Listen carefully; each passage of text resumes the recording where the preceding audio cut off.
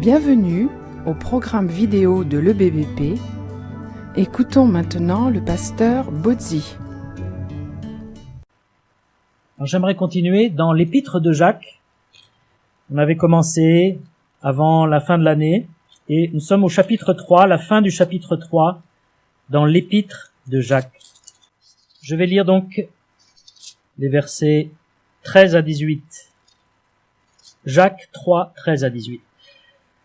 Lequel d'entre vous est sage et intelligent?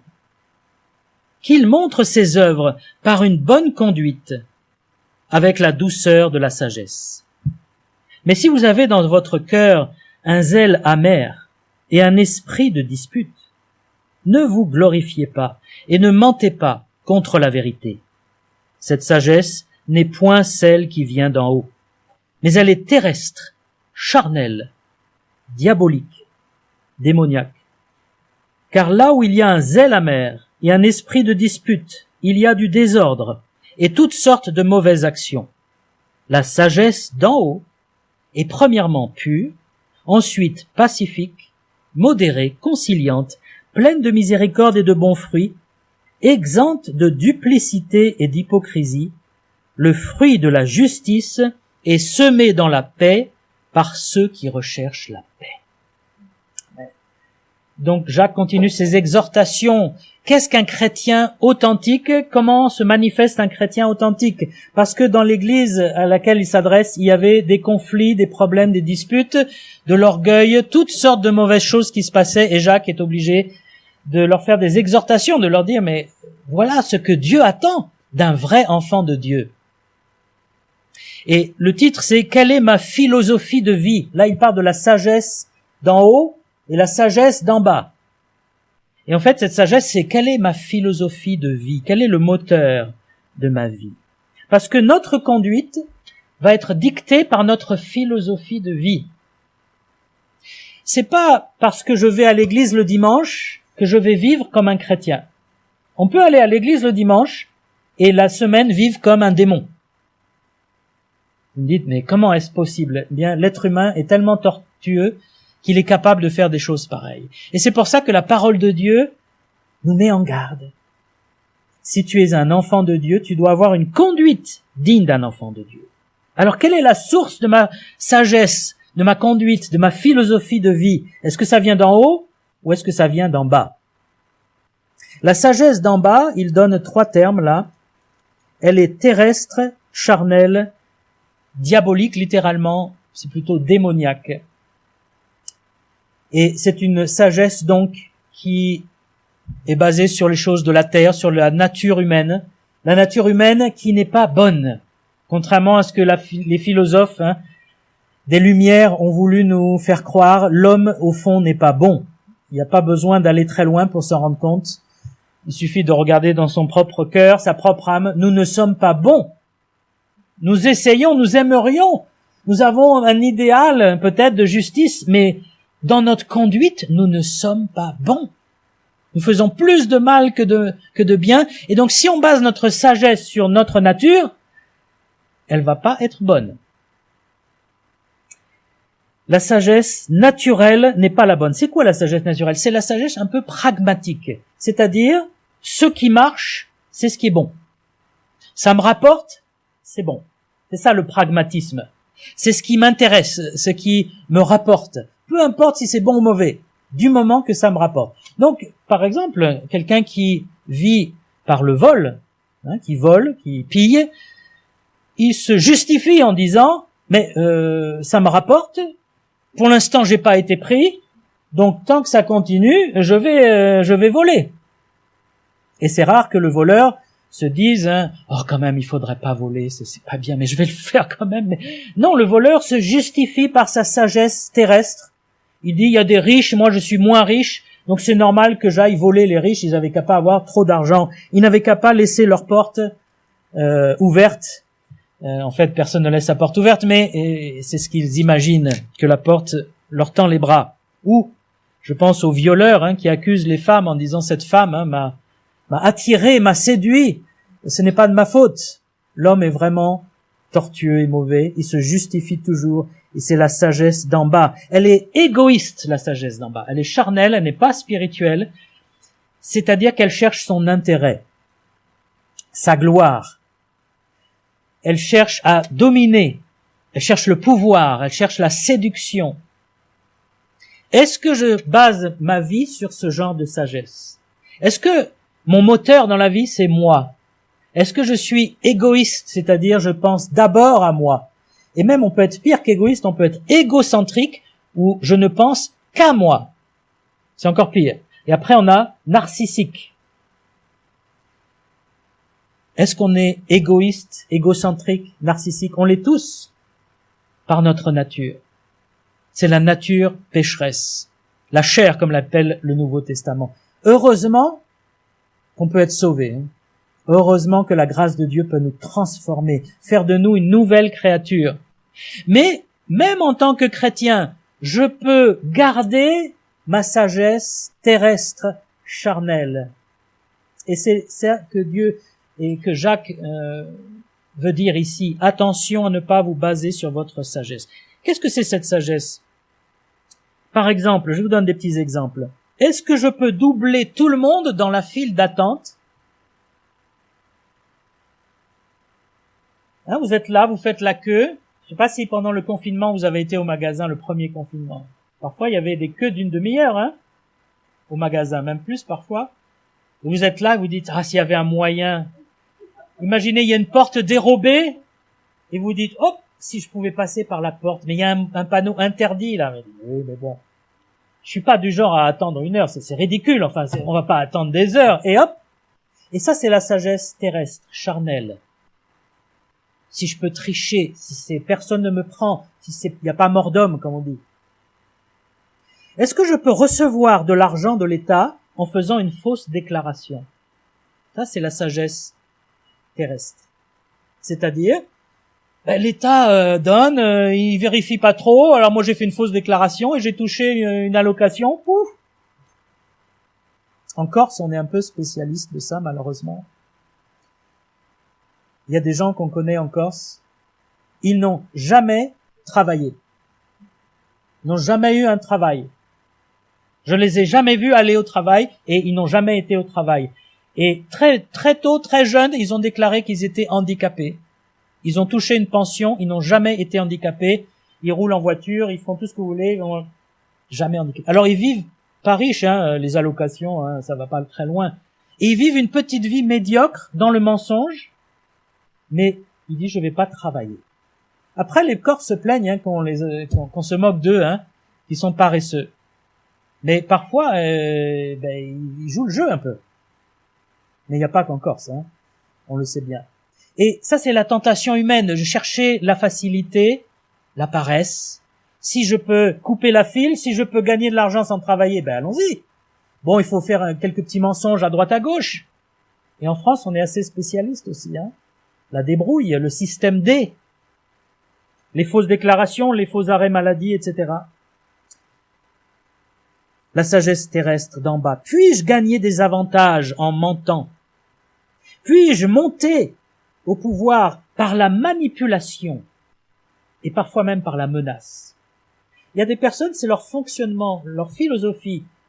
Il faut que je monte au-dessus et pour monter dessus, il faut marcher sur les gens hein, pour aller plus haut.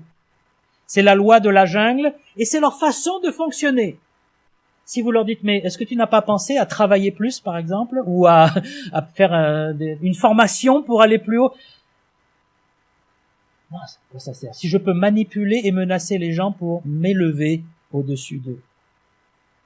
Est-ce que je peux réussir en trichant? Est-ce que vous avez déjà triché? Est-ce que j'ai déjà triché? Moi, j'ai triché aussi, ça m'est arrivé, hein. En jouant, par exemple. Hein, il y a ceux qui, quand ils jouent à un jeu, ils ne supportent pas de perdre. Alors ils vont faire une petite tricherie, ni vu ni connu, je t'embrouille. Et ça, on ne se rend pas compte, c'est la sagesse d'en bas. On dit, mais ça ne prête pas, c'est pas dramatique. Mais si c'est ça qui mène ma vie, c'est dramatique pour un enfant de Dieu. Un enfant de Dieu doit être guidé par la sagesse d'en haut, qui est premièrement pure. Est-ce que je peux attirer la compassion des autres en me présentant faussement comme une victime? Alors ça, c'est le contraire de celui qui menace et qui manipule. C'est la personne qui menace qui manipule à l'envers. Elle dit, mais regarde tout ce qui m'arrive, je souffre. Et elle ne souffre pas, c'est un mensonge, mais elle essaie d'attirer la compassion. J'ai vu plusieurs cas assez extraordinaires même, de ces personnes qui font semblant d'être malades pour attirer la compassion des autres. Il y a une dame en Australie, elle a fait croire qu'elle avait le cancer, et avec les réseaux sociaux, elle a parlé de son cancer et elle a dit je vais essayer telle technique, je ne vais pas utiliser la chimiothérapie, et puis quelques semaines après elle dit ça y est, je vais beaucoup mieux, et puis quelques mois après elle dit j'ai été guérie de mon cancer grâce à cette méthode. Et là elle a commencé à avoir un succès phénoménal. Tout le monde voulait savoir quelle était sa méthode. Et finalement il y a des journalistes qui sont intéressés à elle, et des médecins, et se sont rendus compte qu'elle n'avait jamais eu de cancer. Elle s'est illusionnée elle-même parce qu'elle a fini par croire à son propre mensonge, évidemment. Et elle se mettait en scène, elle a dit là, je vais acheter des fruits bio parce que dans ma méthode, les fruits bio, c'est très important. Alors elle faisait la promotion de toutes sortes de choses, payantes bien sûr, et puis on découvre qu'elle n'a jamais eu de cancer, qu'elle n'a jamais été guérie, évidemment, puisqu'elle n'a jamais eu la maladie. On peut dire, mais c'est pathologique là, c'est médical presque, hein. Mais il y a de plus en plus de personnes comme ça qui ne savent pas comment se faire aimer, comment attirer la compassion, alors ils vont inventer des choses folles. L'enfant de Dieu, il sait que le Seigneur l'aime, il n'a pas besoin de chercher la compassion ou n'importe comment, il n'a pas besoin de mentir, il peut juste dire la vérité. Et puis, dans ce groupe-là, chrétien, de juifs messianiques, ou de chrétiens d'origine juive, il y avait apparemment pas mal de querelles. Il y avait des gens qui enseignaient, trop de gens qui enseignaient les uns les autres, et puis on avait vu au chapitre 3, il y avait la langue qui faisait beaucoup de dégâts dans ce groupe chrétien. Et même dans une église, il peut y avoir de la manipulation. Il peut y avoir de la division lorsque les chrétiens ont une sagesse terrestre, charnelle, démoniaque. Dites quand même, un chrétien peut pas avoir une sagesse démoniaque. Eh bien, si, la parole de Dieu nous le dit. Et c'est pas forcément qu'on est possédé par un démon, mais c'est qu'on utilise les méthodes démoniaques de division, diviser pour mieux régner, calomnier. Il en sortira toujours quelque chose, hein.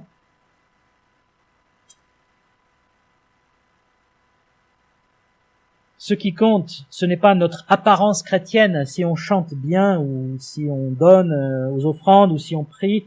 Ici, il dit, « Lequel d'entre vous est sage et intelligent qu'il montre ses œuvres par une bonne conduite avec l'humilité de la sagesse. » C'est ça que Dieu attend de nous, une bonne conduite dans l'humilité de la sagesse. Pas dans se montrer, chercher sa propre gloire, se mettre en avant, diviser tout le monde. Ce n'est pas la sagesse de Dieu, ce n'est pas la volonté de Dieu. Alors, quels sont les fruits de la sagesse d'en bas d'abord, avant de voir la sagesse d'en haut? Eh bien, il parle d'une jalousie amère, hein, un zèle amer. Ce zèle amer, c'est une jalousie, une envie. On peut être zélé, mais dans l'amertume. Et parfois, on a du mal à faire la différence, la distinction, hein. On dit, ouais, voilà, ça c'est quelqu'un de zélé. Oh là là, il est à fond, il est engagé à fond. Mais en fait, il est zélé dans un zèle amer. Chez les Juifs de cette époque et du temps de Jésus, il y avait un groupe qu'on appelait les zélotes. Et ils sont mentionnés une fois, mais ils sont pas très connus. Dans le Nouveau Testament, on voit surtout les Sadducéens et les pharisiens. Mais les zélotes étaient très influents, et il est probable que Barabbas, par exemple, était un zélote, hein, celui qui a tué des gens et qui a été gracié à la place du Seigneur Jésus. Les zélotes, c'était des gens qui disaient il faut éliminer les Romains de notre pays, il faut les bouter dehors et il faut les tuer, faire du terrorisme, des attentats, une résistance violente, et pour que le Messie vienne. Donc c'était des gens religieux et qui étaient prêts à tuer pour la religion. Les zélotes. C'est un peu le cas des islamistes, qui peuvent passer dans la violence D'abord, ils ont une violence dans leur pensée, qui dit que tout ce qui n'est pas musulman est impur et mauvais et rejeté par Allah. Et puis un jour, il peut y avoir un basculement, ils regardent une vidéo et boum, ils tombent dans la violence physique. Ça existe dans toutes les religions, malheureusement, cette violence. Les hindous peuvent être extrêmement violents. Même les bouddhistes. On imagine toujours les bouddhistes tibétains comme des gens extrêmement pacifiques, toujours zen, le bouddhisme zen. Il y a des missionnaires chrétiens qui peuvent vous raconter que les bouddhistes ne sont pas toujours zen. Ils peuvent être extrêmement cruels, violents, en particulier contre les missionnaires chrétiens ou contre parfois les musulmans. Et en tant que chrétien baptiste, évangélique, est-ce qu'on peut avoir un zèle, être zélote? Mais oui, on peut être zélote aussi. C'est humain, c'est la sagesse d'en bas. Et on doit faire attention, si j'ai un zèle qui me rend amer, alors je dois arrêter tout de suite. Ce n'est pas le zèle du Seigneur. Jésus disait, le zèle de ta maison me dévore. Il y a un zèle spirituel, mais c'est un zèle dans l'humilité de la sagesse, qui a un bon fruit. C'est pas un zèle de jalousie, de division, de dispute. Il parle de désordre, de rivalité, de duplicité, d'hypocrisie. Quel est mon moteur? Qu'est-ce qui anime ma vie, ma foi? Est-ce que je suis dans la compétition? Et quand j'étais nouveau chrétien, j'étais un peu dans la compétition. Vous savez, quand on est jeune, toujours compétitif, compétiteur. Je me dis, il faut que je sois le plus spirituel de l'Église. Puis je lisais des livres sur les réveils religieux dans les temps passés. Il faut que je sois l'instrument du réveil. C'est beau, quel zèle! Quel zèle, mais c'est un zèle terrestre, charnel, démoniaque, malheureusement. Parce que c'est l'orgueil, c'est égocentrique, c'est moi, je veux qu'on me voie. Et qu'est-ce que Jean-Baptiste avait comme zèle? Qu'est-ce qu'il a dit? Il dit, il faut qu'il croisse, le Seigneur, et moi, que je diminue. Ça, c'est le bon zèle. C'est que plus je m'approche du Seigneur, plus je diminue. Diminuer, ça veut pas dire devenir une loque, complètement avachie. Diminuer, c'est-à-dire donner toute la gloire à Dieu. Diminuer, ça veut dire ne plus mettre son ego en avant tout le temps, mais chercher le bien des autres, chercher la gloire de Dieu. Le Seigneur Jésus-Christ était dans la perfection de cela. Il a donné sa vie pour les autres. Il a obéi au Père en permanence. Il n'a jamais cherché sa propre gloire. Quand on a voulu le faire roi, il a refusé. Quand les gens, après avoir été guéris miraculeusement, ont dit « Il faut que j'aille le raconter à tout le monde !» Jésus a dit « Chut, ne le dis à personne. Ne le dis à personne. » Et il n'a pas pu tous les retenir, c'est pour ça qu'il y avait des foules qui le suivaient. Mais la Bible dit Jésus savait ce qu'il y avait dans le cœur des hommes. Il savait que ces foules le suivaient pour les miracles, pour le pain qui était multiplié, mais que beaucoup ne le suivaient pas sincèrement. Il ne se faisait pas d'illusions, le Seigneur, et il ne cherchait pas sa gloire, et même il est allé jusqu'à la mort de la croix. Il aurait pu éviter ça. Il aurait pu mourir en martyr, se battre avec une épée et être tué glorieusement. Mais le Seigneur est allé jusqu'à l'humiliation de la croix, ce poteau de torture qu'on réservait à la pire racaille, aux terroristes justement. Le Seigneur a accepté ça par humilité pour porter la malédiction à notre place. Il a pris notre folie, notre malédiction, notre péché. Et il a été frappé sur la croix. Il a vaincu par sa résurrection. Est-ce que je cherche à séduire les autres? C'est la sagesse d'en bas. Est-ce que je suis jaloux des autres? C'est la sagesse d'en bas. Est-ce que je veux dominer sur les autres, toujours commander tout le monde? C'est la sagesse d'en bas. Est-ce que je cherche toujours mon intérêt avant les autres? C'est la sagesse d'en bas. Et Jacques n'y va pas par quatre chemins. Il dit, si tu es comme ça, tu te trompes. Ne te glorifie pas. Tu mens contre la vérité. Tu prétends être un enfant de Dieu, tu prétends être un bon chrétien, mais tu mens. Si tu as cette sagesse qui t'anime, cette sagesse d'en bas.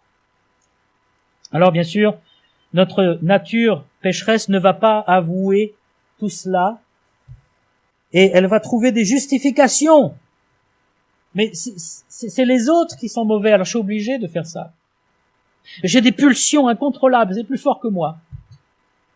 Et puis il faut me comprendre, j'ai beaucoup souffert dans la vie. D'autres disent, mais j'ai mérité cela. J'ai mérité d'être comme ça. Et puis, l'excuse la plus commune que nous avons tous, c'est « tout le monde le fait ». Je pense à quand on triche, hein, tout le monde le fait. Ça vous frustre pas quand vous essayez d'être honnête et puis vous avez des gens qui sont malhonnêtes et qui passent devant vous et qui ont des avantages que vous n'avez pas parce que eux ils sont malhonnêtes et vous êtes resté honnête. Et ça vous donne pas envie de dire peut-être qu'il faudrait que je sois malhonnête aussi finalement. Tout le monde le fait. Puisque c'est la tradition ici. Mais le chrétien, bien non, ça c'est la sagesse d'en bas. Je vais rester honnête, coûte que coûte. Je vais rester pur. Il est temps de dénoncer tous ces mensonges, toutes ces tricheries. Il est temps de faire face à la vérité, dit Jacques. Et peu importe si on nous traite de faibles, ou si on dit qu'on est bizarre parce qu'on cherche à être honnête en toute chose, hein. Ce que les autres pensent n'a pas d'importance dans ce sens. C'est ce que Dieu pense. C'est ce que Dieu veut qui est important.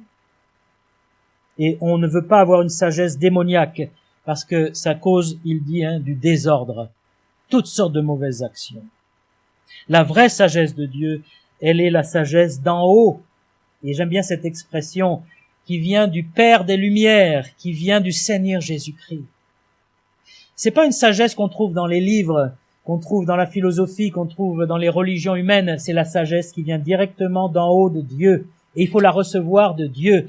C'est l'exemple, comme je l'ai dit, de Jésus-Christ. Voilà la sagesse. Il est notre sagesse. Elle est pure, pacifique, modérée, conciliante, pleine de bons fruits. Pure. Elle est sans mensonge. Le mensonge, c'est vraiment... Il y en a autant que de virus. Hein. Il y a une épidémie de mensonges. C'est tellement presque évident de mentir. Et il y a des personnes, ils fonctionnent dans le mensonge permanent. En tant que chrétien, on doit se repentir du mensonge. Qui est le menteur dès le commencement? Le diable, hein, Satan. C'est comme ça que Jésus l'appelle. Le père du mensonge. Le père du mensonge. Qui est votre père? Qui est mon père? Ben, si je suis dans le mensonge, c'est le diable, hein? Moi, je veux que mon père soit le père des lumières, le père de la pureté, de la sainteté. Fini la corruption, la tricherie. Le chrétien doit être simple, comme la colombe. Pur. La colombe, c'est l'image de la pureté, hein? Alors, attention. La douceur, la pureté n'est pas la naïveté. Un chrétien ne doit pas être naïf. Un naïf, c'est quoi? C'est quelqu'un qui pense que tout le monde est gentil et honnête. Oh, ben quand même, ils vont pas me mentir. Ben si. Ils vont te mentir. Donc, le chrétien est prudent. Il ne s'engage pas n'importe comment avec n'importe qui. Il réfléchit, il calcule. Le chrétien doit être vraiment prudent, pas naïf. Par contre, il doit être toujours parfaitement honnête et véridique.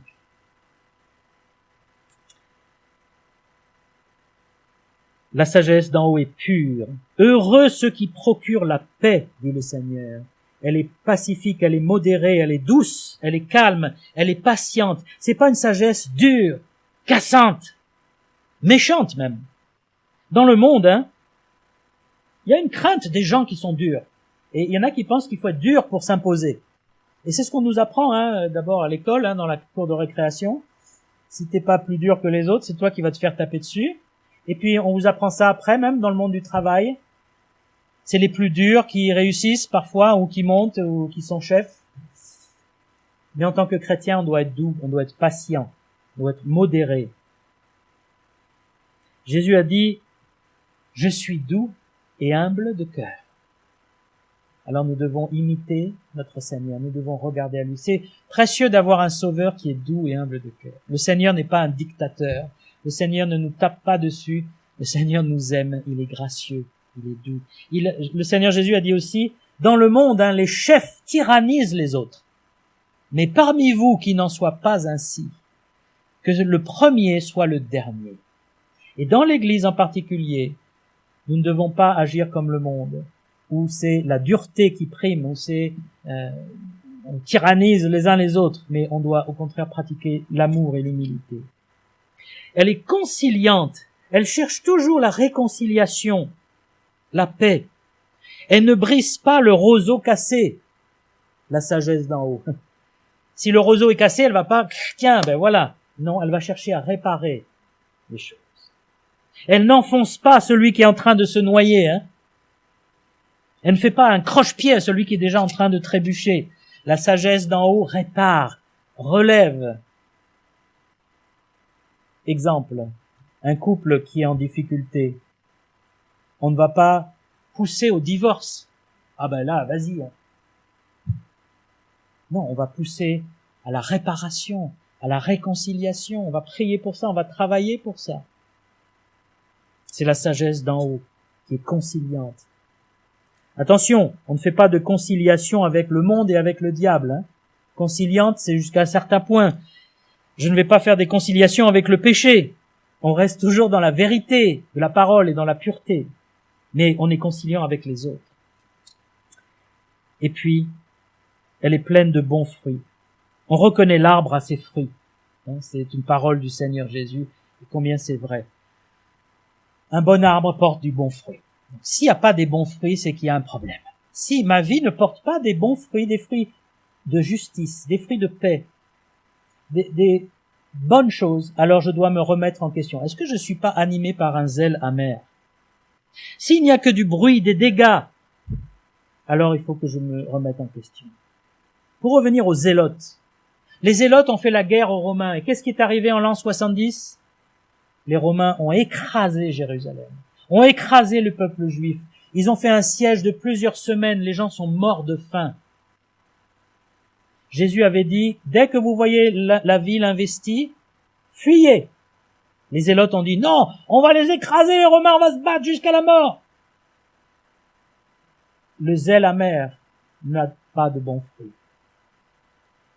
Et s'il est vrai qu'on doit se battre spirituellement, au sens où on doit être combatif, on doit prier, on doit prêcher l'évangile, on ne doit pas avoir honte du Seigneur, on doit le faire toujours paisiblement, pacifiquement, et en cherchant la gloire de Dieu, le bien des autres. Elle est sans duplicité, sans hypocrisie, elle est franche, elle n'a pas d'arrière-pensée manipulatrice. On dit, si je fais ça, alors ils vont faire ça, et moi je vais comme ça, je vais pouvoir faire ça. Ou la flatterie. Oh, tu sais, tu es quelqu'un de merveilleux, n'est-ce pas? On est sensible à la flatterie. Personne n'échappe à ça. Quelqu'un qui vous flatte, vous dites, c'est du bien un peu. Sauf que le flatteur, comme dit La Fontaine, tu ne dois pas vivre aux dépens de celui qui te flatte. C'est-à-dire qu'on devient lié là, et le flatteur peut utiliser la flatterie, et puis un jour la flatterie peut la retourner. Souvent c'est ça d'ailleurs. Non, on doit être franc, on doit être sincère. On ne menace pas, on fait pas du chantage avec les autres. Ces gens qui disent si je fais pas ce que je veux, je me suicide. C'est du chantage. C'est même si la personne est persuadée de ce qu'elle dit, c'est de l'égoïsme, c'est de l'égocentrisme. Alors, elle est semée dans la paix, c'est ça que j'aime, verset 18. Le fruit de la justice est semé dans la paix par ceux qui recherchent la paix. Si je veux vraiment la paix, je vais semer la paix. Si je sème la division, si je divise tout le monde, j'insulte, je menace, qu'est-ce que je vais récolter? La guerre. Il n'y a pas de secret là-dessus. C'est vrai aussi dans l'Église, c'est vrai dans le couple. Si je sème l'inimitié dans le couple, si je suis toujours en train de critiquer, de contrer, de me moquer, d'humilier, qu'est-ce que je vais récolter comme fruit? La personne va être malheureuse, la personne va peut-être se venger, va peut-être être dépressive ou être violente, ou ce que je sème est très important. La paix, pour la paix. Alors, je termine. Comment avoir la sagesse d'en haut?